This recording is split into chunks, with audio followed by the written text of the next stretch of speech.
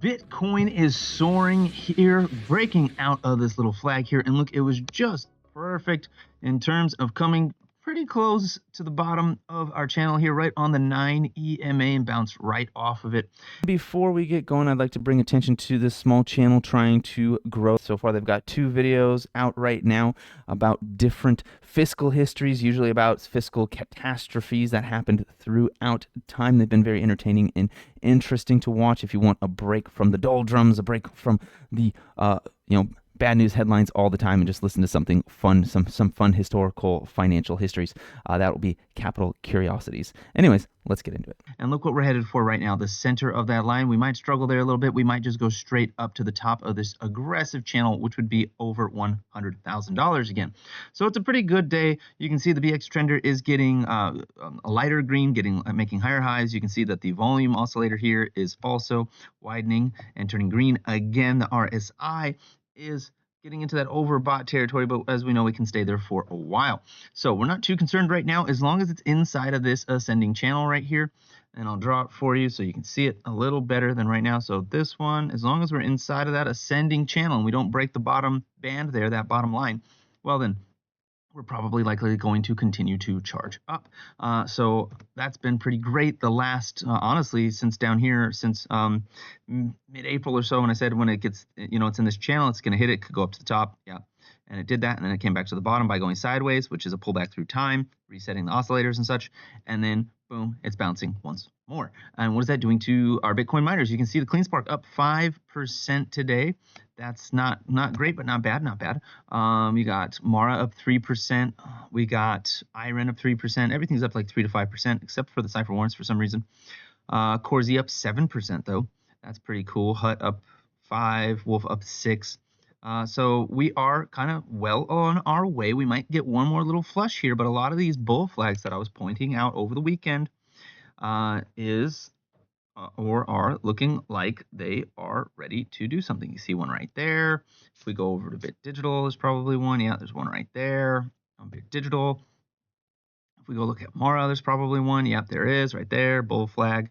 So these bull flags are looking like they're getting ready to play out as we see them on the chart. And let's go look at MicroStrategy. MicroStrategy is, again, leading the charge here with this just upward move here. And every time it hits this 9, so the lowest I see it coming right now is the 20.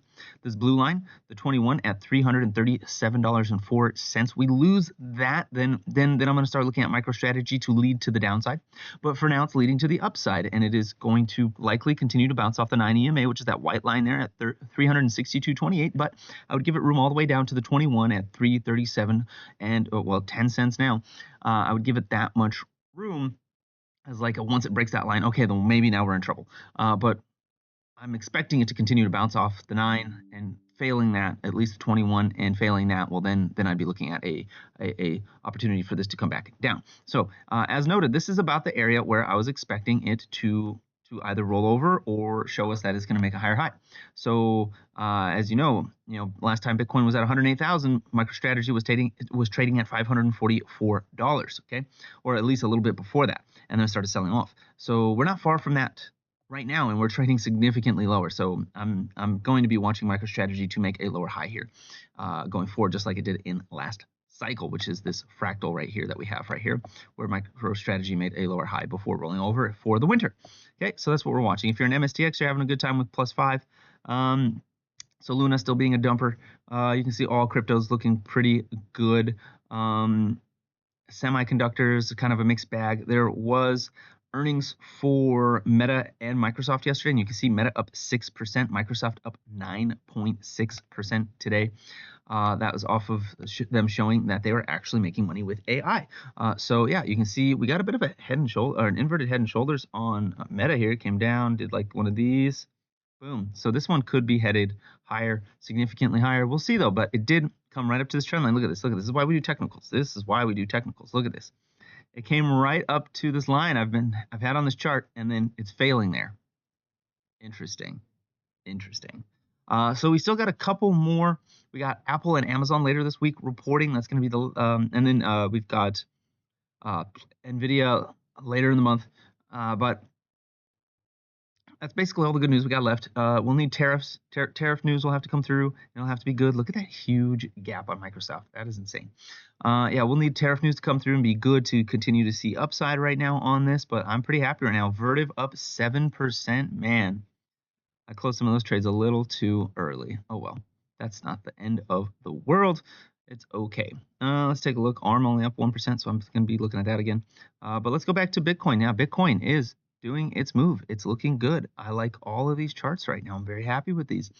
We get some trade deals on the table. Get them pushed through. We're going to see even more upside. We get a Fed rate cut. We're going to be looking even prettier. We get some QE. It's going to be looking really quite amazing. Now I know there's a lot of macro out there that's a bit concerning. Everyone's like, oh, GDP came in negative yesterday. There's going to be a recession. That doesn't necessarily mean there will be a recession. While it's not good, it was driven by massive imports in anticipation of tariffs, which means it could be a very short-lived experience, and we could see that kind of shake out sooner rather than later and see the market climb higher. We'll see.